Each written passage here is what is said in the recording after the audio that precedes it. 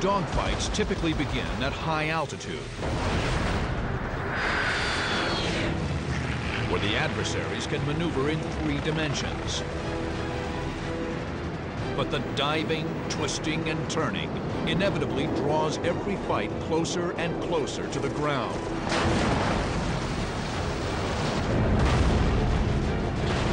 Now you're in the cockpit as courageous pilots from World War II, Korea, and Vietnam do battle in the most unforgiving arena of all. Down on the deck, where there's no room for error. Experience the battle. Dissect the tactics.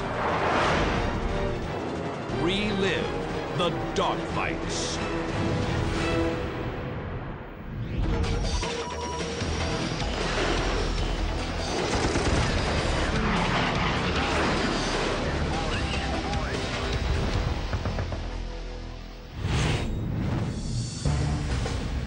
July 26, 1944, 8:45 a.m. 12 checker-tailed P-51 Mustangs knife through the crisp alpine air near Graz, Austria. They're 7,000 feet above a formation of bombers. First Lieutenant Art Fiedler has the number 4 slot in a flight of 4. We were long-range bomber escort. When we flew the 51, we could fly at least 650 miles. Fiedler settles in for another uneventful 5-hour mission. Pilots call them milk runs. But just minutes into the mission, Fiedler spots something strange.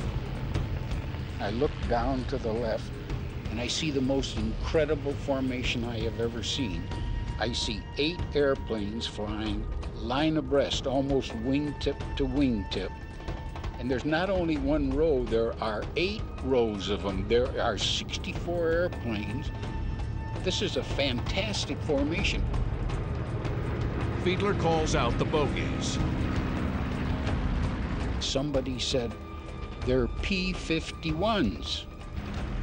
And I said, how can they be P-51s? I never saw 51s fly in a formation like that. Within seconds, Fiedler's worst fears are realized. The mystery planes are Focke-Wulf 190s, Germany's most advanced piston-engine fighter. Their 30mm cannons lay waste to the bombers. At this particular juncture, I said, they're bogies and they're hitting the bombers, I'm gone. Fiedler pitches up and dives to the left to position himself behind the bloodthirsty Focke-Wulf formation. I decide that if I shoot at the lead row of them, if I can hit any of them and have them pull up, that we can break the formation up and they'll stop shooting at the 17th.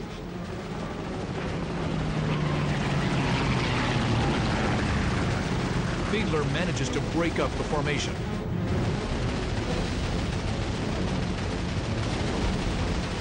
He pulls hard back on the stick.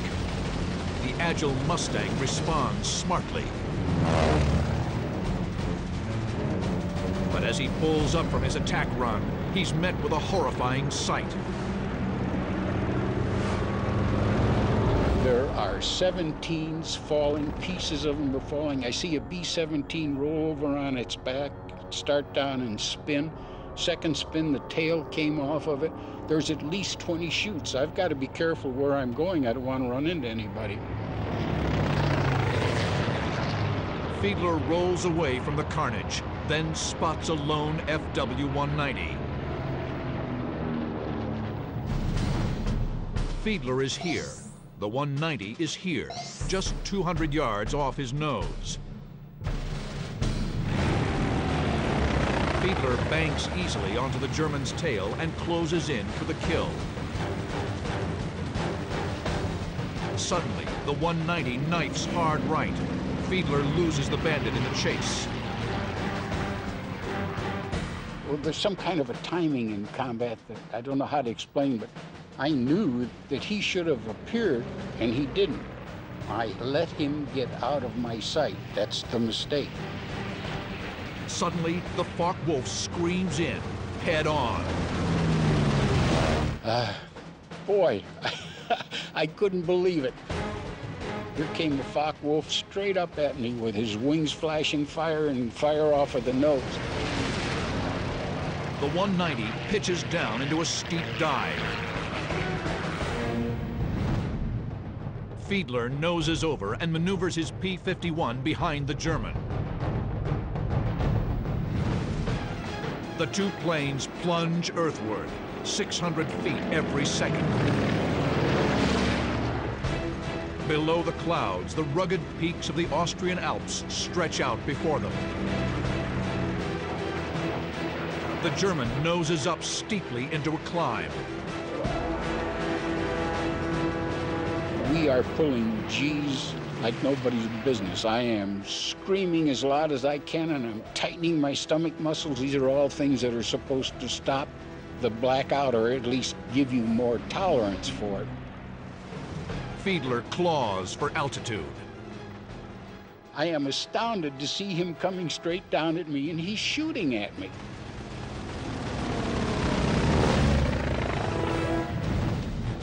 Somehow, the German has managed an impossibly sharp reversal. It's a maneuver that no pilot should be able to handle. When he's coming down at me, I think, how the hell could he possibly go from straight up to straight down? It seems like in just a couple of seconds. And that's exactly what was going through my mind. How is this possible?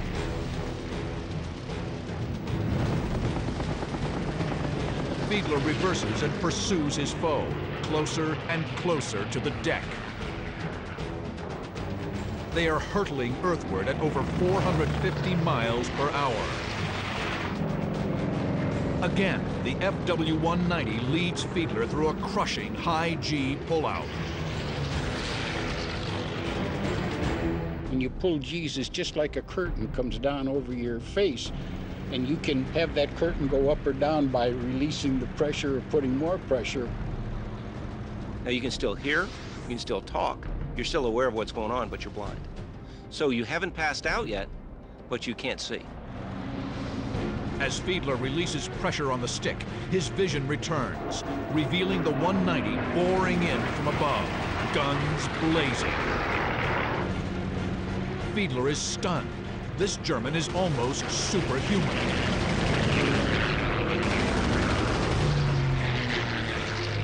The diving Focke-Wulf whistles past Fiedler's canopy.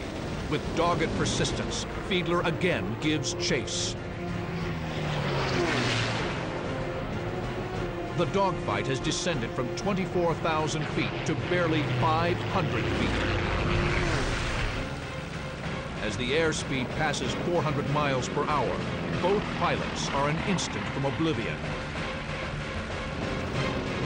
Art Fiedler has just entered an arena where there's no room for error.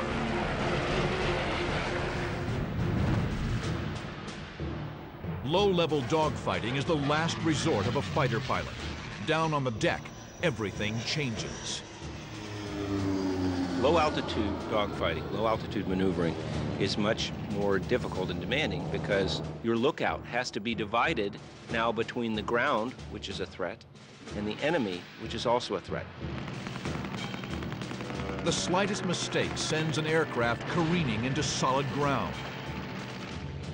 And with the vertical dimension eliminated, options are limited. You're taking out a whole realm of options that either pilot has to do, whether it's using altitude to get down to bug out of the fight, or to be able to use the altitude in order to regain airspeed. All of that goes away. Pilots must have a solid grasp on how their plane performs down on the deck. A pilot that knows how to utilize the weapons on his aircraft and its performance down low is going to win. Art Fiedler's P-51 Mustang is the Air Force's premier high-altitude escort fighter. But it turns and climbs quickly on the deck, where where the thicker air enhances maneuverability. The German FW-190 is heavily armed with a strong airframe, the most fearsome fighter in the Luftwaffe's arsenal.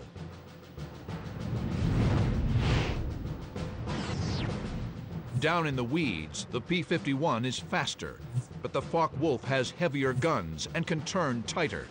Both planes have unobstructed canopies, providing excellent all-around visibility.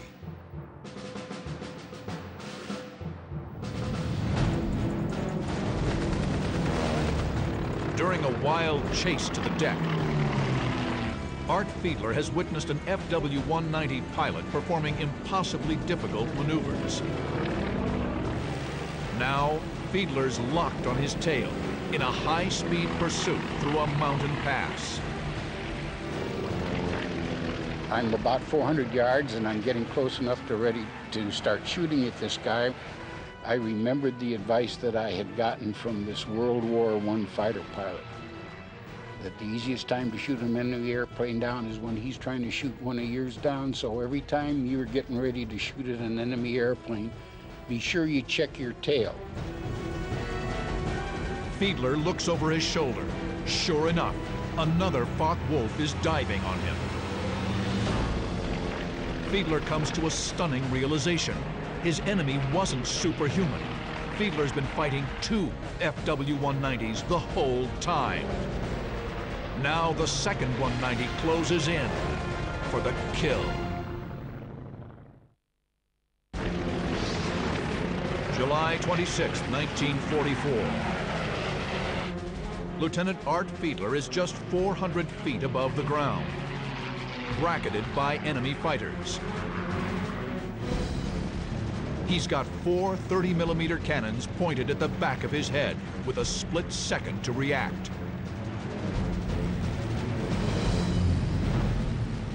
He can't dive. At 400 miles per hour, he'd hit the ground in less than 2 seconds. If he banks in any direction, the 190s will easily get on his tail. Fiedler will barrel roll, throwing off the German's aim while simultaneously slowing down enough to drop in behind the diving 190. Fiedler raises the Mustang's nose while pushing the stick over. The white-tipped Alps roll over his head as he drops into the Focke-Wulf's 6 o'clock. Payback time. So I put my pipper out in front of him and started firing. Fiedler hoses the German plane down with his 6.50 caliber Brownings. The FW-190 tumbles out of control.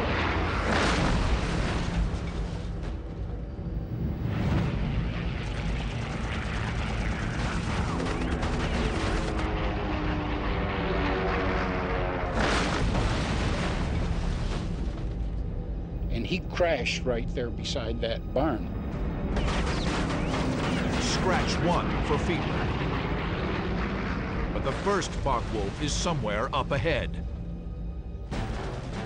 Fiedler goes balls to the wall, fighter pilot slang for pushing the rubber balls on the throttle handles against the firewall.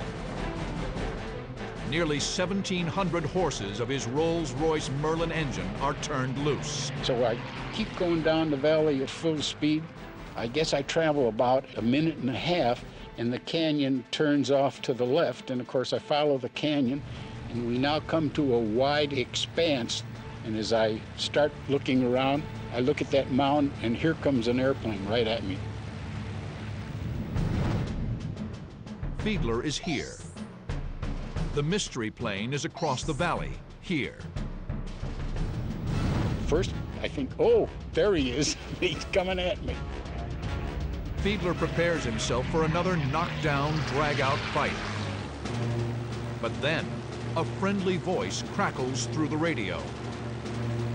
And it says, if that's a P-51 coming towards me, waggle your wings. Well, I waggle the wings, of course. It's Bill Lowry, a squadron mate of Fiedler's.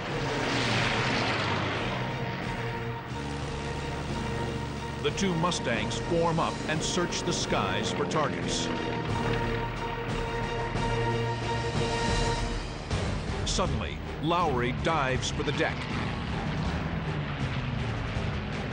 As I look down there, I see a trail of black smoke from as far to the right as I can see.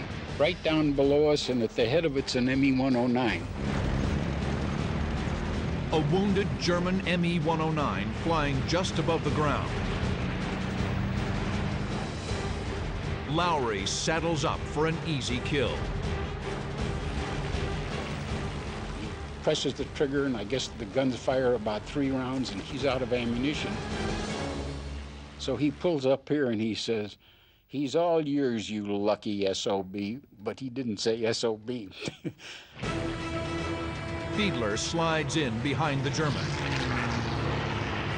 I'm pulling up kind of slow on this 109, who's still going balls to the wall and smoking black smoke. This low to the ground, a single miscalculation is fatal. Lowry's sitting up here and he's yelling, "Shoot, shoot, shoot!" And I'm saying, "Hold your horses, hold your horses." Fiedler closes to 250 yards.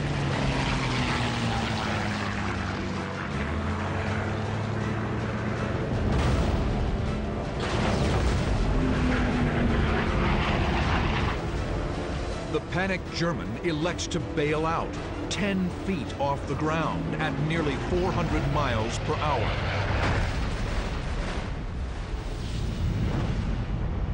His body impacts the ground and bounces.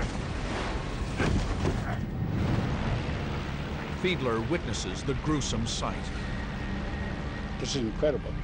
The second bounce looks like he's bouncing right over my wing. In the third bounce, he bounces right into the wreckage of his Me-109, which is smashed into the ground and is now a rolling ball of fire. This was not a pleasant experience to see somebody killed like that.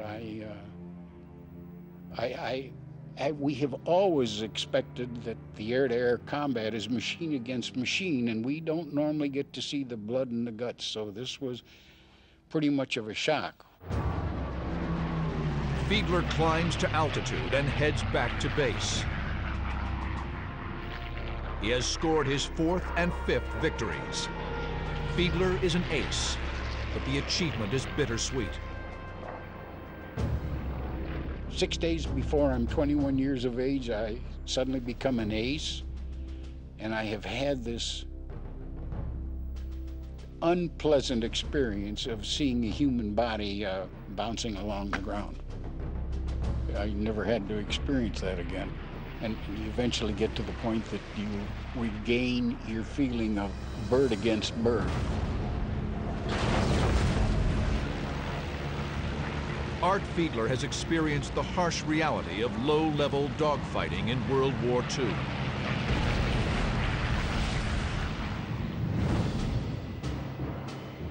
In the Korean War, the advent of jet power doubled the speed of the dogfight.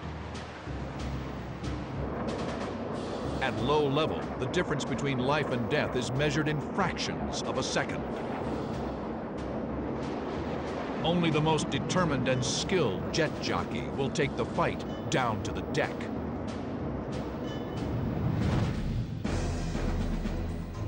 May 15th, 1952. 4 F-86 Sabre jets streak toward the Chinese border. Ground Control, or GCA, has vectored the Sabres towards a flight of MiG-15s.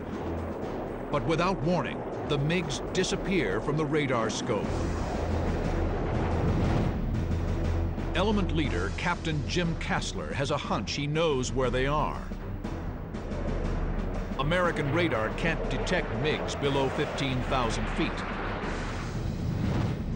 The enemy is probably at low level, headed for an airfield at Antung, China. Breaching Chinese airspace is strictly forbidden.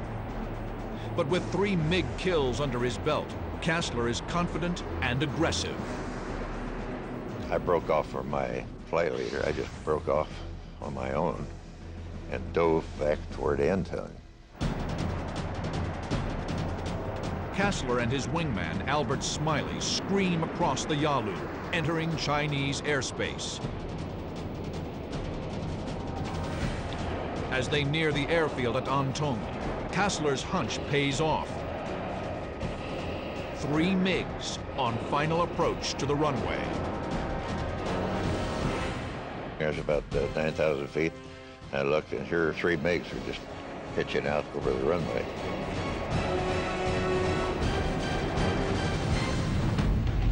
The MiG-15 is a lightweight interceptor. Its tremendous rate of climb and stratospheric service ceiling give it a slight advantage over the F-86 Sabre at high altitude. But down low, the Sabre is roughly 50 miles per hour faster, and newly added flight controls in the tail give Kassler's F-86E the edge in low-level maneuverability. The MiGs are here, 8,000 feet below. Kassler will split S, positioning himself directly behind the lead MiG. But it takes the Sabre at least 6,000 feet to perform the maneuver.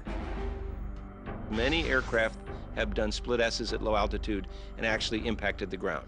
So it's a little bit of a gamble. But Kassler is confident. When they questioned my mind that I could fall in behind this guy, I just timed it just right. Kassler pulls out at 500 feet, with the MiG just 400 yards ahead. He pulls the trigger.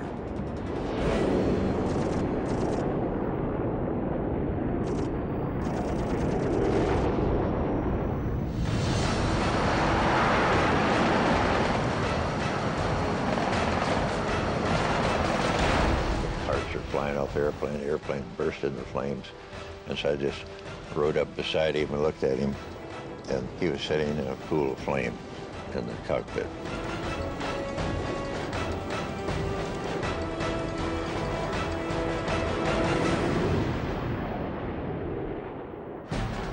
Another MiG has maneuvered behind Kassler. Kassler is here. The second MiG is here in perfect firing position. But Kassler's wingman, Albert Smiley, has the drop on him. Smiley streaks in, unleashing a torrent of 50 caliber machine gun fire. A second MiG flames and drops out of the sky. Then, in the blink of an eye, the tables turn. Kassler sees the third MiG swing in behind his wingman. Tracers engulf the American. It was a MiG firing at him, probably about 600 feet behind him. Kassler and Smiley are in a lethal dilemma. Down in the treetops at over 500 miles per hour, one false move could kill them both.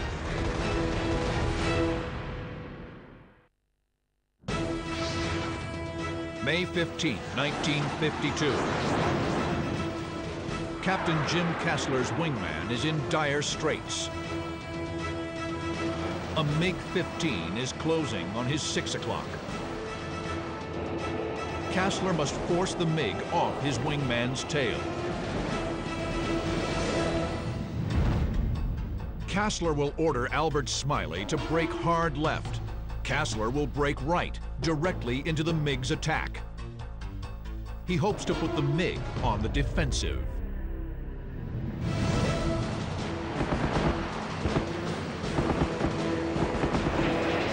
Smiley brakes left.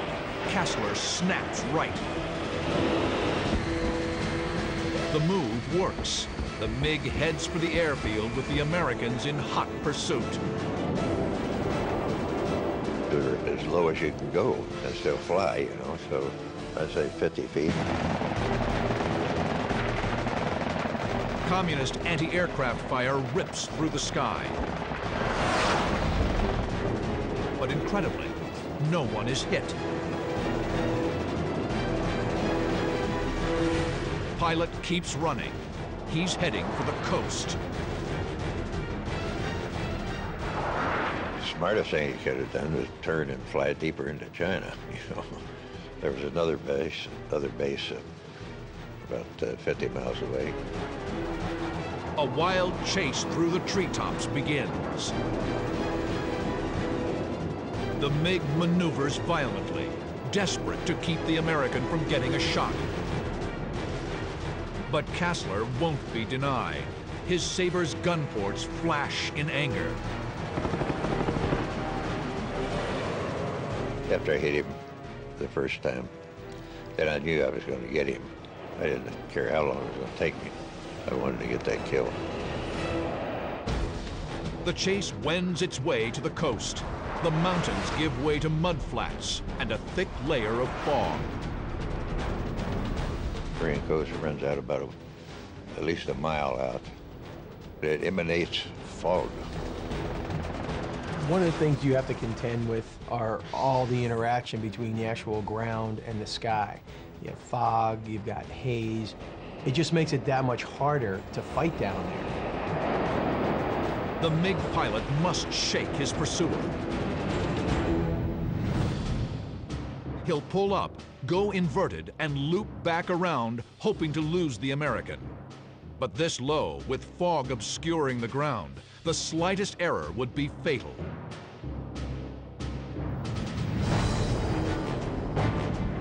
The MiG pilot yanks the stick back. Kassler follows him through the dangerous maneuver, firing bursts the whole way. So I just getting ready to pull the trigger again, and he went splat and hit the mud. A geyser of mud and water explodes into the air. Startled, Kassler chops power, pops his speed brakes, and buries the stick in his gut. I just thought I'd buck for him, you know, really. You know, I was pretty close to him when he splatted. The Saber shudders as he clears the column of mud.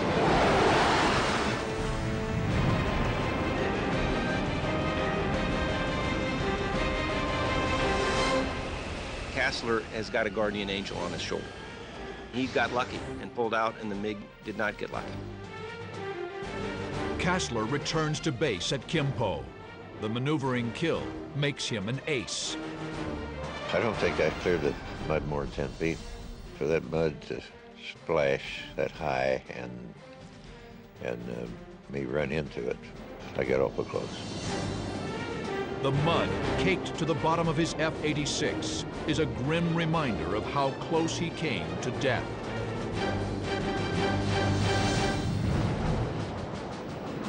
In the Korean conflict, as in World War II, the need to maneuver in close and maintain airspeed would always draw dogfights down toward the ground.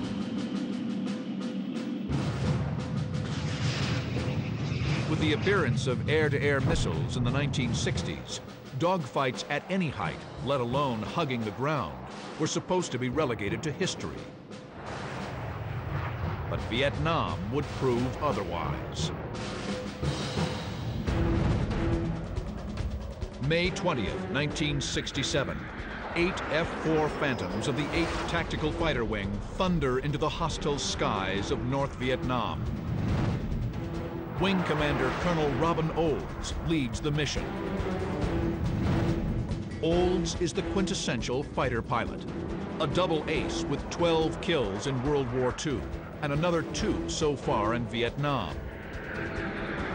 I was going up the Gulf of Tonkin and talked to the kid in the back seat.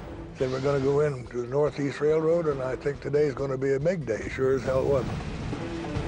Olds' backseater is 25-year-old Lieutenant Steve Croker. I felt very confident. First of all, Robin Olds was an incredibly capable airman. I mean, not just by reputation, but you could tell right away by flying with him that the guy had great hands and this great visual situational awareness. The Phantoms escort a strike package of F-105 Thunder Chiefs, or Thuds. Olds and his men are perched 3,000 feet above them. Suddenly, 15 miles from the target, the telltale flash of metal. Olds and Croker are here, above the fighter bombers. 8 MiGs are here, at 8 o'clock. Another 8 MiGs are here, at 2 o'clock. The North Vietnamese are attempting a classic pincer move. Olds will lead one flight towards the MiGs at 2 o'clock. He orders the other flight of Phantoms towards the MiGs at 8 o'clock. Olds' flight of 4 bores in on the formation of MiGs. About the time we were breaking into the MiGs, the first thuds that had hit the rail yard had broken. The ones on the northern target had broken off and made a right-hand turn and were literally coming back through our formation.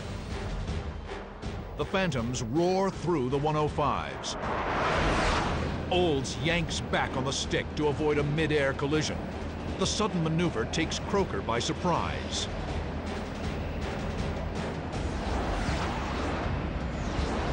I literally got pressed down onto my knees, so I was bent forward because the G-force was so high. I wasn't really prepared for it. I didn't have my shoulder harness locked, because if you locked your shoulder harness, you couldn't really look. The near collision has disrupted Olds' attack. To their horror, MiGs are now behind them. The Americans break, but the lead MiG centers his sights on Olds and Croker's wingman, Dick Van Loan. You could see the shells coming over the cockpit, and I was talking to Colonel Olds the whole time, telling him he's still back there shooting at us. 23mm projectiles rip through Van Loan's Phantom. The F-4 can't take the punishment. Both crewmen punch out.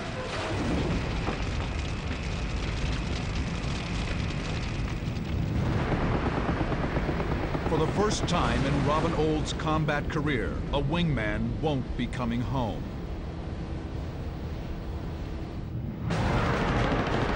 He can't dwell on the loss. There are more MiGs, and they've tasted blood.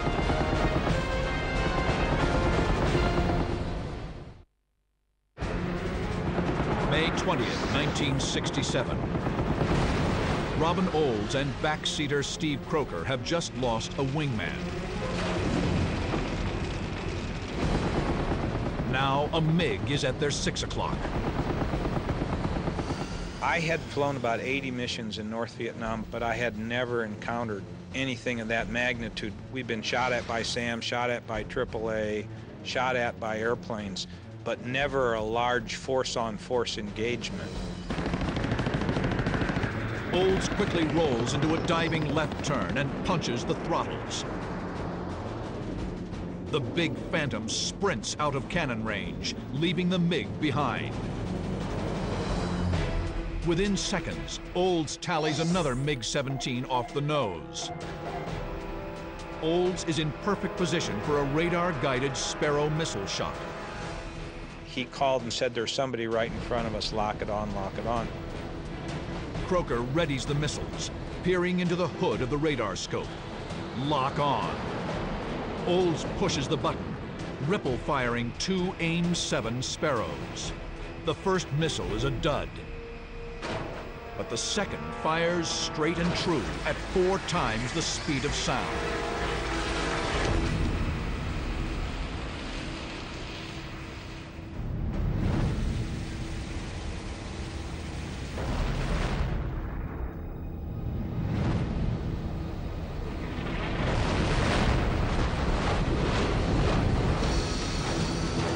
Olds and Croker roar past the wreckage, but suddenly, tracers flash around Olds' canopy. More MiGs on his 6. He brakes hard left. The MiGs can outturn the heavier F-4 and start to pull lead.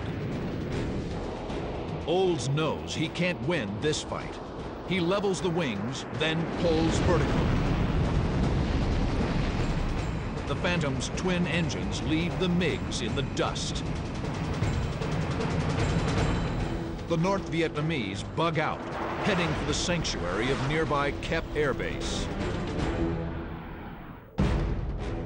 They'll form two rotating circles called wagon wheels just over the airbase. They're hoping to lure the Americans into a turning fight down on the deck where the MiG-17 excels. What they would do is fly over their airdrome periodically and then off to one side. The other guys would fly over the airdrome and off to the other side, and they had mutual protection.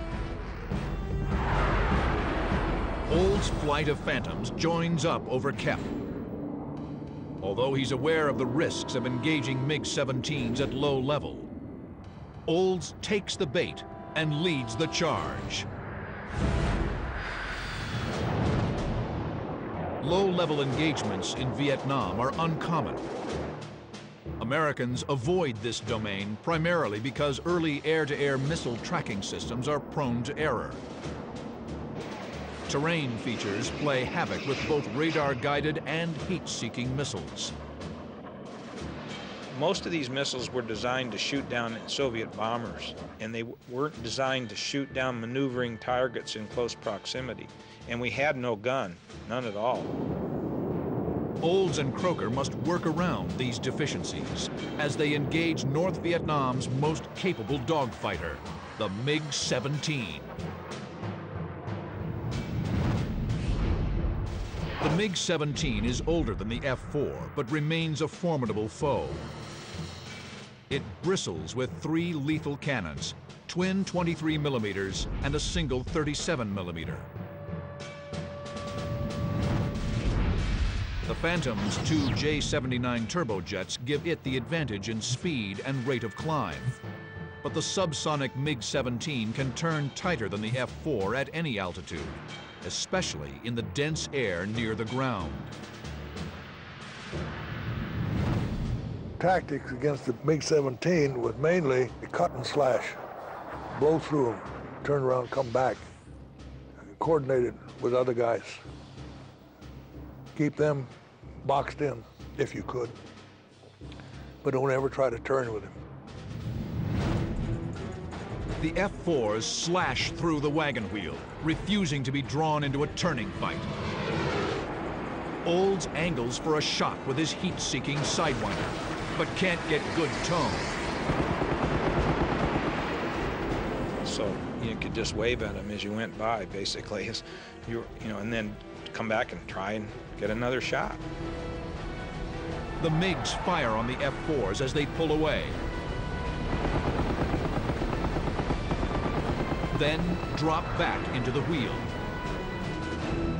As he zooms above the airfield, Olds spots a lone MiG right down on the deck between the 2 wagon wheels. I saw a lone MiG down low, and I figured he was the lead. They were doing figure eights. Olds suspects that the MiG is the brains of the operation. If he's taken out, the others will scatter. Olds tells Croker to hold on and makes his move.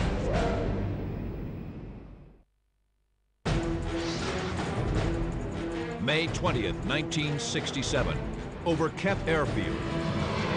Robin Olds and backseater Steve Croker are making slashing attacks against a low-level formation of MiG-17s. One is apparently directing traffic.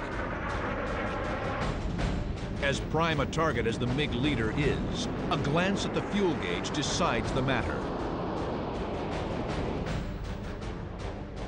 Olds reluctantly orders the F-4s to depart, with himself and Croker bringing up the rear. Made one turn to make sure everybody left and headed for the coast. Thought about that lone MiG.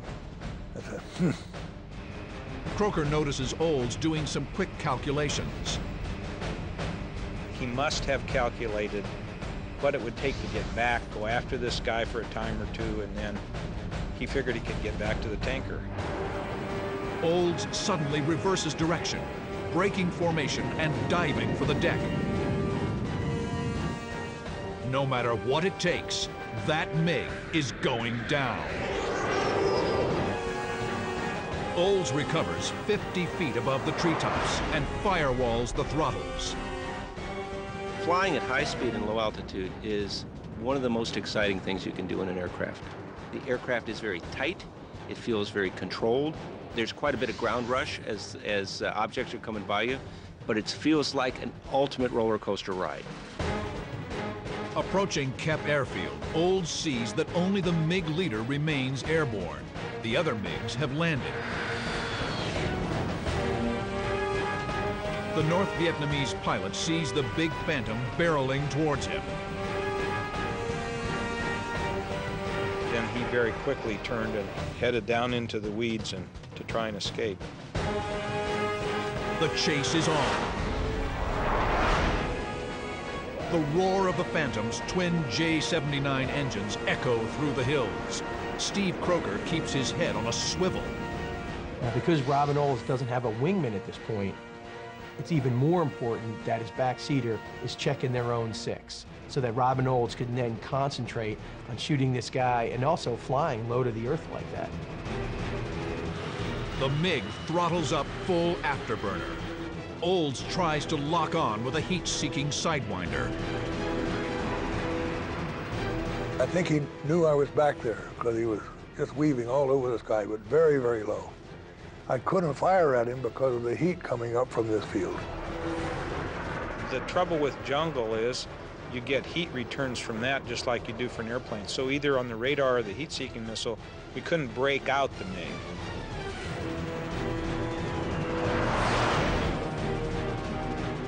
Olds maneuvers skillfully, but he can't get the MiG locked up.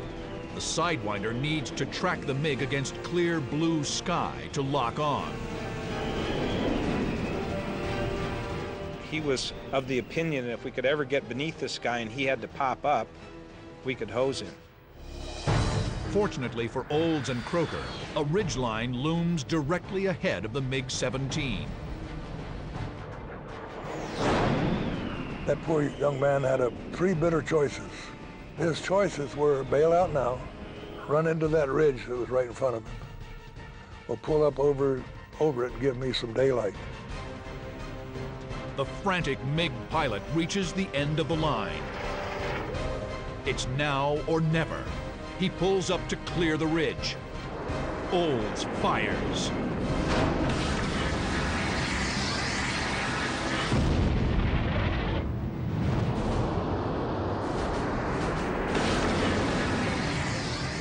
Splash 2 for Olds.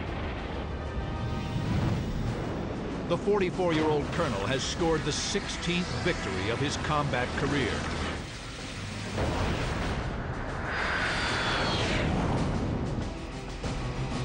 Olds clears the ridgeline, dangerously low on fuel.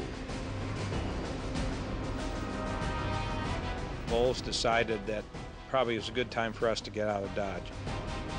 Olds and Croker managed to make it back to a tanker. Barely. We were in serious trouble, and we probably had somewhere between 4 and 6 minutes of flying time left when he got on the boom. Olds' bold, low-level kill vividly illustrates the challenges of a missile fight in that unforgiving environment.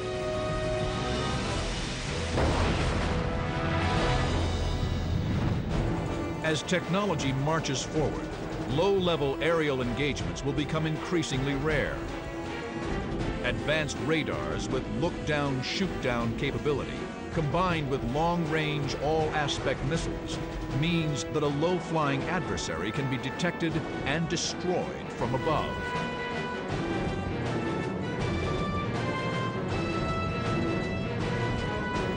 But if the fight does end up in the weeds, the contest will be decided as it always has, through guts,